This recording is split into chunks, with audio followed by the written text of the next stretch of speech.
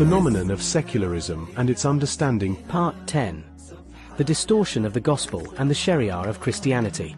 Alongside the distortion of monotheism, Christians also altered another fundamental element and legal requirement of their faith, the gospel. There is no doubt that Allah the Almighty revealed only one gospel to Prophet Jesus, peace be upon him, which was a completion of the Torah. The only book that Allah the Most High has guaranteed to protect is the noble Quran. The distortion of the gospel became prevalent as early as the 1st century CE. More than 70 altered gospels were circulated and published. Adam Clarke, one of the commentators on the Gospels, writes, "Without a doubt, countless false gospels were widespread and circulated in the early centuries of Christianity, and this abundance of inaccurate accounts prompted Luke to write his gospel." In terms of law and religion, the people of Rome were divided into several groups.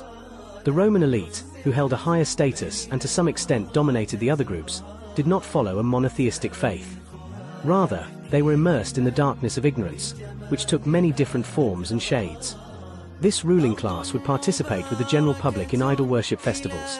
In reality, they believed in nothing except matters of desire and pleasure. The educated and cultured among them were divided into various factions. Some had gone to extremes in asceticism and spiritual withdrawal. Others were followers of the Epicurean school, who were excessive in their attachment to sensual pleasures and material perceptions. And still others were influenced by intellectual schools shaped by philosophies and idol worship.